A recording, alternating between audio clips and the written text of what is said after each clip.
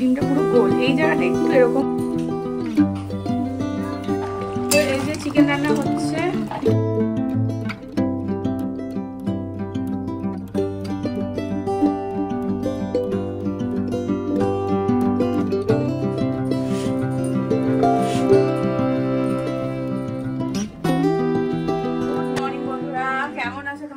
আশা করি সবাই খুব ভালো আছো, আমরাও ভালো আছি। তো আজকে শনিবার, এখন বাজছে সকাল 10:30।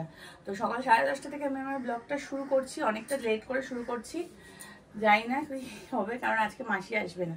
তো যাই হোক, চলো দিনটা শুরু করি, তোমরা সঙ্গে থাকো আর ভিডিওটা দেখতে থাকো, স্কিপ না করে দেখবে আর একটা লাইক করে দেবে। তো চলো এখন জিয়ার ঘরটা গুছিয়ে ঘর ঝাড় দেবো, মুছবো, তারপরে স্নান করতে যাবো। চলো। তো সকাল সকাল কাজে লেগে পড়লাম। এখন করব হচ্ছে বিছানাটা গোছাবো, জিয়া চলে গেছে পড়তে, আর ঘরটা ফাঁকা পেয়েছি, এখন গুছিয়ে নেব।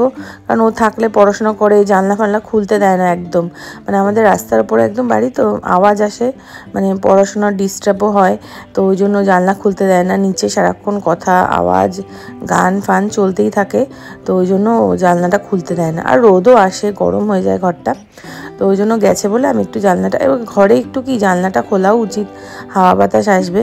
তো হার্ডলি কিছুক্ষণ আধ ঘন্টার জন্য খুলতে পারি, নাহলে ও খুলতেই দেয় না একদম। তো জানলাটা খুলে দিলাম, মানে ঘরের মধ্যে হাওয়া বাতাসটা ঢুকুক একটু, আর ততক্ষণে আমি বিছানাটা ঝেড়ে মুছে নিচ্ছি। যাই হোক, ও এখন পড়তে চলে গেছে, তো চলে আসবে কিছুক্ষণ বাদে। আর বিছানাটা যে কতক্ষণ ঠিক থাকবে তার কোনো ঠিক নেই। অ্যাকচুয়ালি কী বলো তো, ও না ওই আমাদের যে ডাইনিং টেবিল, মানে পড়ার টেবিলটা ওর দেখছো, ওখানে বসে পড়তে পারে না, কারণ ফ্যানের হাওয়াটা ওর না অত অবধি যায় না। ফ্যানটা কিন্তু আমাদের এই ঘরে বিশাল বড়, মানে সাইজের, ওর ঘরেই ফ্যানেরটাই সব থেকে বড়, কিন্তু মানে আমাদের সিলিংটা এমনভাবে করেছে, মানে ফল সিলিংটা, যার জন্য হাওয়াটা না ওই অত অবধি যায় না, বিছানার ওপরেই শুধু হাওয়াটা খেলে আর কি। তো ওর বাইরে যায় না, হয় এসি চালিয়ে বসতে হবে, নাহলে আমাদের একটা ছোট্ট ফ্যান কিনেছিলামই ওর ওই পড়ার টেবিলের জন্য, কিন্তু ওইটা আবার এত আওয়াজ, ও আবার চালিয়ে বসতে পারে না। তো ওই টেবিলে বসাটা, মানে বসে পড়াটা ওর পক্ষে সম্ভব হয় না খুব একটা, ওই জন্য খাটে বসেই পড়ে। আর এখানে ওর ওই পড়ার টেবিলটাকে একটু গুছিয়ে নিলাম, সরস্বতী ঠাকুরকে রাখি আর কি। গতবার তো পুজো হয়নি, এবছর হয়তো হবে, এবছর হবে হয়তো, আবার কি এবছর হবে। তো প্রত্যেক দিন ধূপ জ্বালাই এখানে, ওই জন্য একটু ঝাড়পোছ করে নিলাম। আর এরপরে ঘর ঝাড় দেবো, এরপরে ছাড়লে আবার নিচে ময়লাগুলো পড়বে। তো দেখো, এক এক করে সব ঘরগুলো ঝাড় দিয়ে নিলাম। তো সবগুলো তো তোমাদের সাথে শেয়ার করা সম্ভব না, ওই জন্য একটু একটু করে তোমাদেরকে দেখিয়ে দিলাম। তো রোজ যেহেতু করি না, ওই জন্য রোজ এগুলো দেখানো হয় না, মাসিই করে। তো ঝাড়টা দিয়ে নিলাম। তো এরপরে মুছে নেব আমি ওই মানে মপগুলো দিয়ে, কারণ আমি না অনেক দিন যাবৎ ওই নিচে ন্যাকড়া দিয়ে ঘর মোছার অভ্যাস আমার চলে গেছে। ওই বাড়িতে থাকতে মুছতাম, ওই বাড়িতে থাকতে একটা ঘর ছিল, তো একটা না দুটো ঘর ছিল, মুছতাম। কিন্তু এখন এখানে ডাইনিং, দুটো ঘর, রান্নাঘর, বারান্দা, আমার অসুবিধাই হয়, হাঁটতে ব্যথাও হয়ে যায়, ওই জন্য আমি ডান্ডা দিয়ে মুছে নিলাম। তো দেখো, সব ঘরদরগুলো ঝাড় দেওয়া মোছা হয়ে গেল। মাসি না আসলে আমার একটু অসুবিধেই হয়, কিন্তু মানে খুব যে অসুবিধা হয় তা না, হয়ে যায়, মানে একটু সময় লাগে, কিন্তু আমার কাজকর্মগুলো হয়ে যায়। তো চলো এবার যাবো স্নানে। আমি চলে এসেছি, এখন বাজে 11:55, মানে 12টা বাজতেই চললো। তো এখন ঠাকুরের বাসনটা ধোবো। আর কালকের ব্লগ এখনও এডিট হয়নি, পোস্ট হয়নি। তো আজকে শনিবার, আজকে কোনো ব্লগ আমি পোস্ট করতে পারলাম না, কারণ আমার এডিট হয়নি। তো চলো এখন ঠাকুরের বাসনটা ধুয়ে নিই। 12:20 পুজো দেওয়া হয়ে গেল, এবার রান্না বসবো। কখন রান্না করবো জানি না, ঠান্ডা লেগে গেছে। টিফিন কিছু খাইনি, ব্রেকফাস্ট কি করব দেখি। একটা আম আছে, ভাবছি আম দিয়ে মুড়ি দিয়ে খাবো। আর আজকে রান্না করবো হচ্ছে তিতর ডাল, এই যে মটর ডাল ভিজে রেখেছি, মটর ডাল দিয়ে তিতার ডাল দিয়ে বসে গেছি সবজি কাটতে। দেখো পটল কাটছি, পটলটা কাটতেই সময় লেগে যাবে বেশি। আর এই আমি আজকে ব্রেকফাস্ট করছি এই যে লিটল হার্ট, আমার ফেভারিট বিস্কিট লিটল হার্ট। তো আজকে দেখলাম দই নেই, যা দই আছে বিস্কুটে দিয়ে দিয়েছে এই যে। আর কালকে ওটসটাও ভেজাইনি,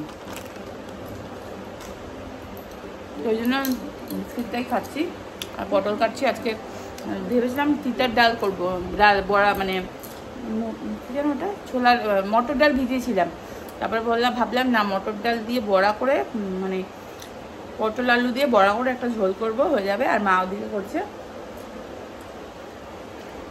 থোড় রান্না করছে, তাহলে হয়ে যাবে। তো চলো এখন সবজিগুলো কেটে নিয়ে আবার একদম পরে আসছি।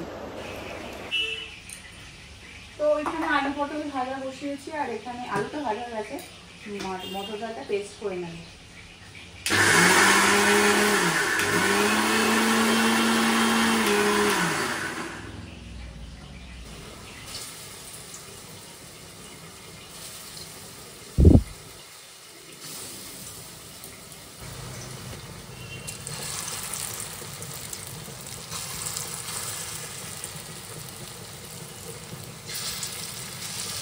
বাইরে কিন্তু প্রচন্ড বৃষ্টি পড়ছে, আওয়াজ পাচ্ছে ঘুমঘাম করে।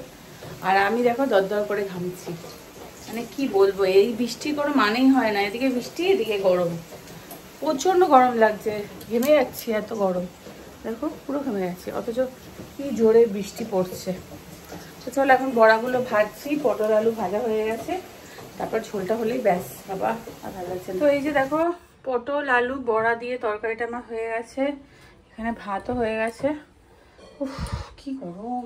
এখন 2:35, এই একটা রান্না করলাম, আর এখন মা থেকে বিশু তরকারিটা আনবে, তারপরে খাওয়া দাওয়া করবো। কি গরম লাগছে, ফ্যানটা চালিয়ে দিলাম, আর পাচ্ছি না। চলো 3 hours later. গুড ইভিনিং, এখন বাজছে 5:30। তো অনেকক্ষণ বাজে আবার ক্যামেরা অন করলাম। দুপুরবেলা তখন সকাল স্নান টান করে, মানে রান্নাবান্না করে গা ধুয়েছি, আর বিশু এসে গেছিলো খেতে, তো খাওয়া দাওয়া করে নিয়েছিলাম। তো এখন চলে এসেছি গ্রিন টি বানাতে, গ্রিন টিটা হয়েও গেছে, আর ঘুমিয়ে পড়েছিলাম, ঠান্ডা লেগে গেছে আবার। তো চলো এখন গ্রিন টিটা খাই।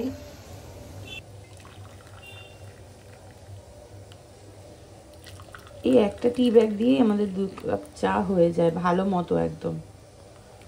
কত সুন্দর কালার হয়ে গেছে, একটা টি ব্যাগেই যথেষ্ট। বাবা এখন যাচ্ছি হচ্ছে একটু আমাদের ওই বাড়িতে, মামুদের বাড়িতে যাচ্ছি, একটু দরকার আছে ওই জন্য। Few moments চলে later. এসছি বাড়িতে, আর মামুদের বাড়িতে গেছিলাম, একটু দরকার ছিল ওই জন্য গেছিলাম। তো বাড়ি চলে এসেছি, এসে আটাটাও মেখে নিয়েছি। আর রাতে আর কিছু রান্না করবো না, ওই আলু পটলের তরকারি আছে, কালকে ভেন্ডি কুমড়ো আলুর ঝোল করেছিলাম সেটা আছে, সকালে মা থোড় রান্না করে দিয়েছিল সেটাও আছে। তো আজকে কিছু রান্না করতে হবে না। তো চলো এখন বাসন গোছাবো, আর এডিটিং হয়নি, মানে শুক্রবারের ভিডিও এখনও আমার এডিট হয়নি, ওটা এখন বসবো আমি এডিট করতে। চলো The next good day. Morning বন্ধুরা, কেমন আছো তোমরা? সবাই খুব ভালো আছো, আমরাও ভালো আছি। তো আজকে সানডে, আর এখন বাজছে সকাল ওই 9:30 মতো, 9:30 না সরি, হ্যাঁ 9:30 বাজে। তো চলো এখন থেকে আমি আমার ব্লগটা শুরু করি। তো তোমরা সঙ্গে থাকো আর দেখতে থাকো, আর সবাইকে হ্যাপি সানডে।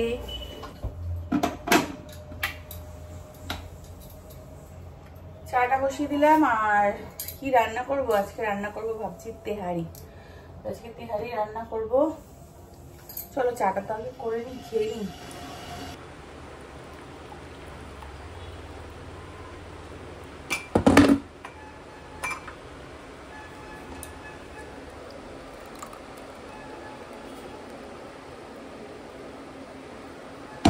এই যে চিকেনটা সকালবেলা নামিয়ে রেখেছিলাম, জলটা ছড়িয়ে নিলাম, জলটা ছড়ুক তারপরে রান্না হবে।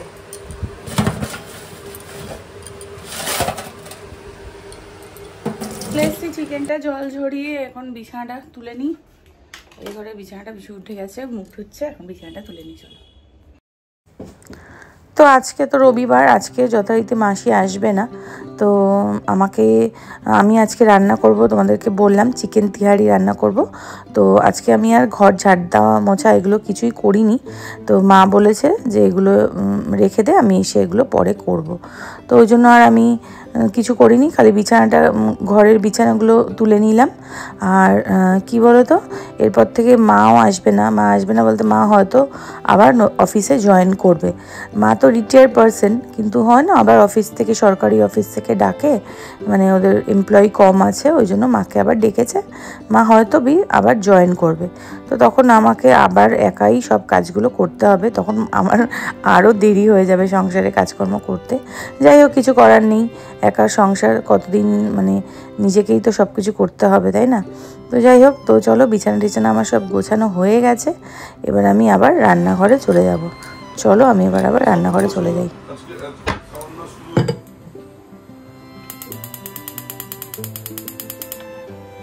গ্যাসটা ধরছে না কেন? এর আবার কি হলো?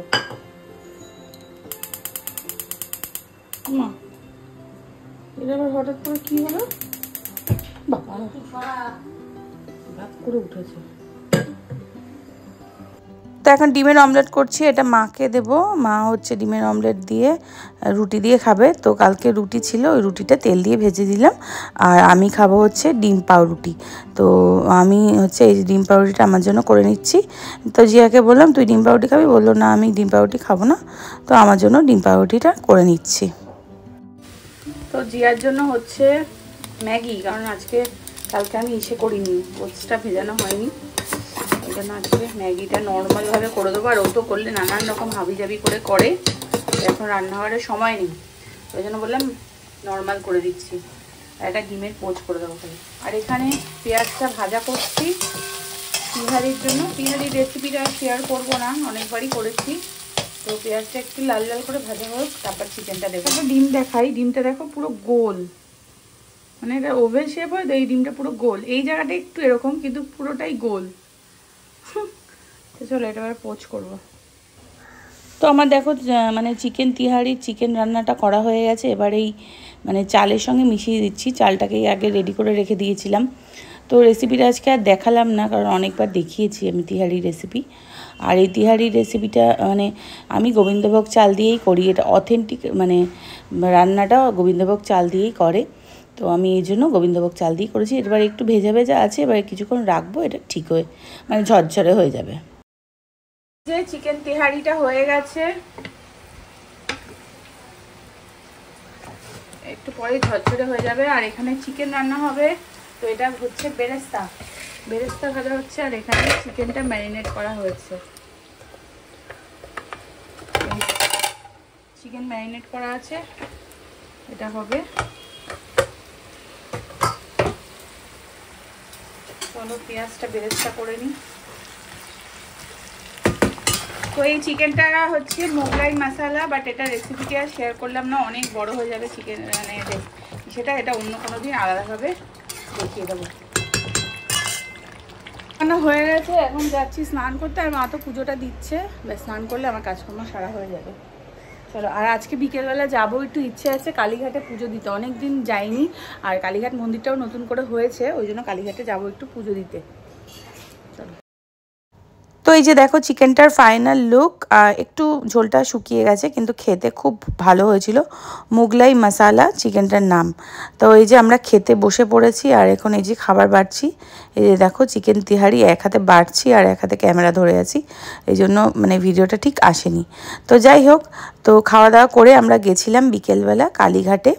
তো অনেক দিন বাদে গেলাম কালীঘাটে পুজো দিতে। বিশুকে অনেক দিন ধরেই বলছি, তো আজকে ফাইনালি যাচ্ছি। বাট সেই ব্লগটা মানে এই ব্লগের সাথে কন্টিনিউ করব না, কারণ অনেক বড় হয়ে যাবে। আর এমনিতেই দুদিনের ব্লগ এটা করলাম, তো সেই ব্লগটা অন্য ভিডিওতে দেব। তো আজকের মতো এই ভিডিওটা এখানেই শেষ করছি। কেমন লাগলো অবশ্যই কমেন্ট করে জানিও। তো যদি ভালো লাগে অবশ্যই চ্যানেলে থেকে যেও আর একটা লাইক কমেন্ট করে দিও। তো চলো আবার দেখা হবে অন্য কোনো ব্লগে। তো টাটা, আজকের মতো গুড নাইট।